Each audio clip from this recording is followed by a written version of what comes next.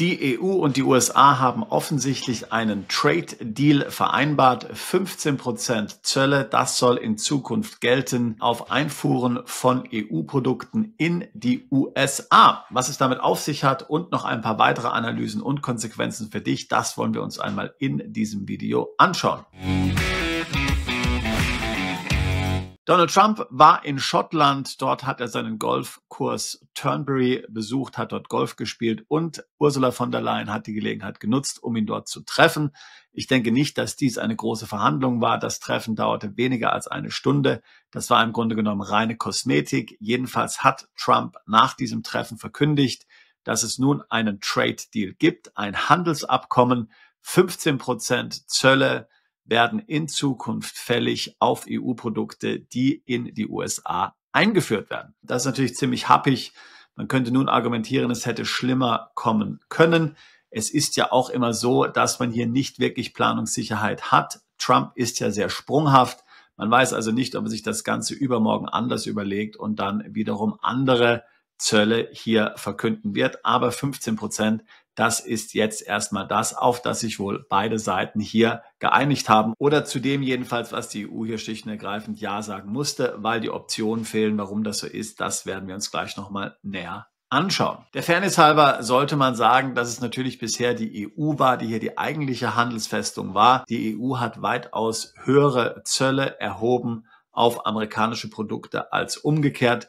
Bestes Beispiel sind Fahrzeuge. 10% Zölle wurden fällig und natürlich dann plus die Einfuhrumsatzsteuer, wenn amerikanische Fahrzeuge in die EU bisher importiert wurden, während die USA auf europäische Fahrzeuge nur 2% Zölle verlangt haben. Ich hatte das ja mal durchgerechnet. Wenn du in Texas wohnst und jetzt selbst ein Fahrzeug einführen würdest aus der EU, dann würdest du 2% Zölle bezahlen und dann noch hier die lokale Sales Tax, also insgesamt so ungefähr 6-7%.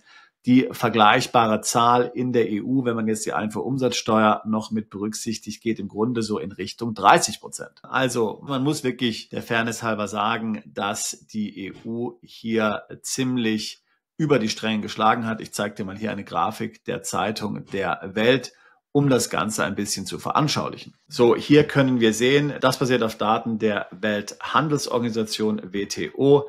Hier siehst du die Zölle, welche die Amerikaner und die EU hier bisher veranschlagt haben.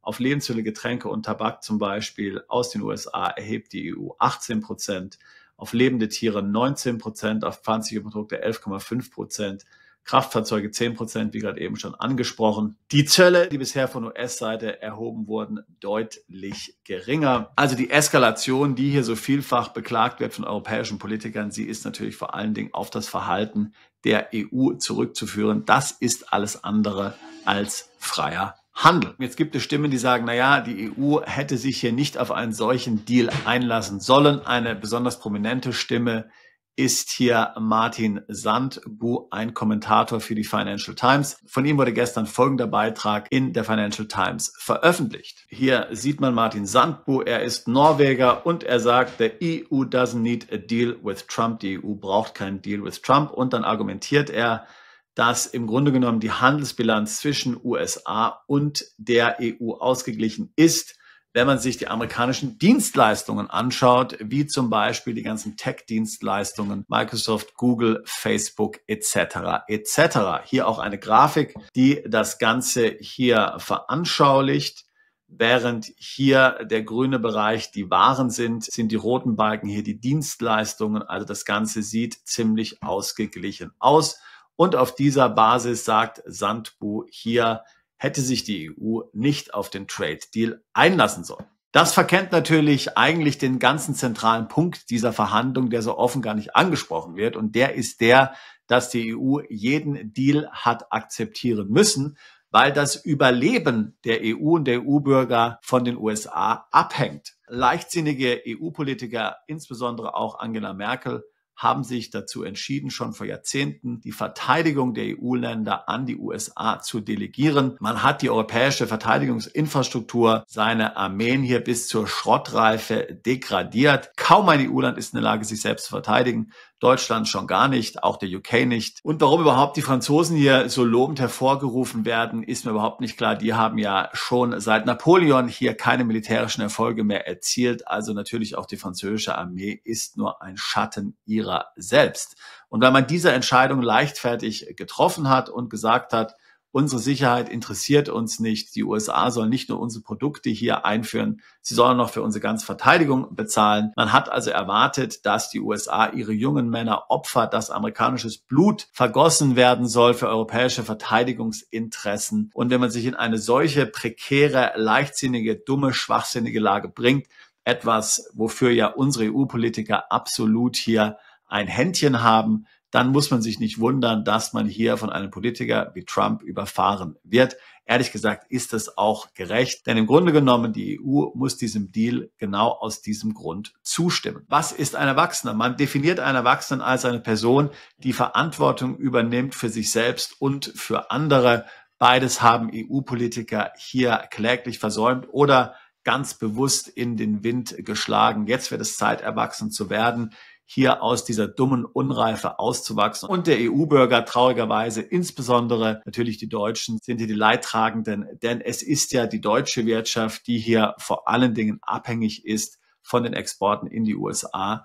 Die Automobilindustrie, die chemische Industrie und natürlich andere produzierende Industrien ebenfalls. Ähnlich wie mit der Verteidigung hat man es auch mit der Energieversorgung gehalten. Auch hier hat man sich komplett leichtsinnig verhalten. Man hat sich abhängig gemacht von Russland, von russischen Ölimporten. Man hat die Kernenergie verdammt, zumindest in Deutschland. Übrigens Irland interessanterweise genau das Gleiche passiert. Auch hier Kernenergie verboten. Und die erneuerbaren Energien, obwohl wir ja dann mittlerweile Energie im Überfluss produzieren, zu viel eigentlich, wir produzieren so viel, dass sie den Produzenten schon gar nicht mehr abgenommen werden kann, haben wir es immer noch nicht hinbekommen, sinnvolle Speicherlösungen zu entwickeln, damit dann endlich hier die Strompreise, die Energiepreise gesenkt werden können für das produzierende Gewerbe und natürlich auch für die Verbraucher. Es ist schlicht und ergreifend ein Wahnsinn, eine Schande, ein totales Chaos und ein weiterer Grund dafür, warum es der EU und auch Deutschland jetzt genau recht geschieht, dass sie einen solchen im Grunde genommen unvorteilhaften Trade-Deal von den Amerikanern bekommen. Auch hier kann man sagen, wacht auf Leute, werdet erwachsen, übernehmt Verantwortung,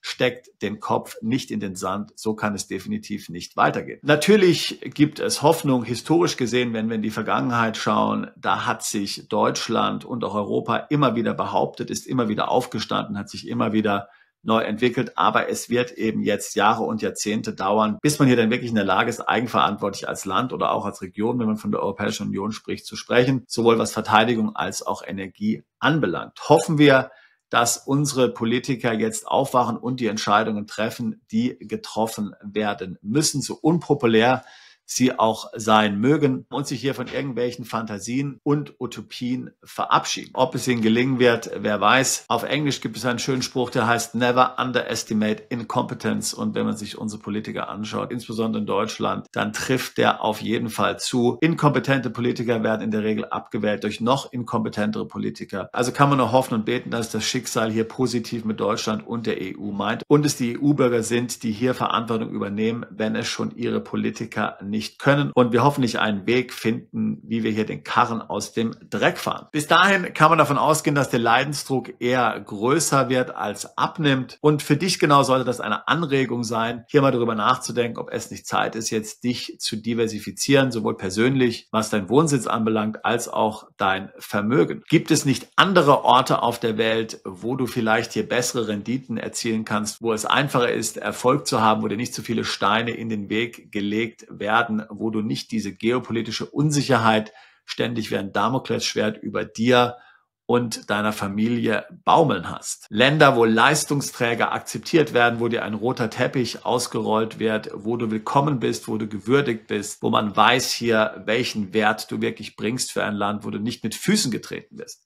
Solche Länder gibt es wirklich. Das geht natürlich dann in der Regel auch einher mit einem fairen Steuersystem, nicht so ein System wie in Deutschland, was hier letztlich auf Abschwung und Untergang programmiert ist, wenn man sich zum Beispiel mal die deutsche Rentenversicherung anschaut. Wer soll da wirklich heute noch bereit sein zu investieren? Das ist die ganz große Frage. Also wenn das Gedanken sind, die auch dich umtreiben, wenn du dir schon lange überlegst, hier etwas persönlich an deiner Situation oder auch wirtschaftlich zu verändern, vielleicht auszuwandern, ins Ausland umzuziehen, im Ausland ein Unternehmen zu gründen, ins Ausland zu expandieren, dann würde ich mich freuen, mit dir ein Beratungsgespräch zu führen. Link dazu packe ich hier in die Beschreibung dieses Videos mit hinein.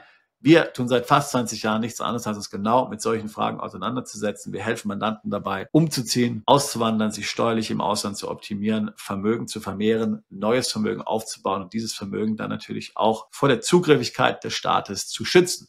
Ich würde mich freuen, auch dich alsbald zu unserer Mandantschaft zählen zu können. Bist du Unternehmer, Freiberufler oder Investor?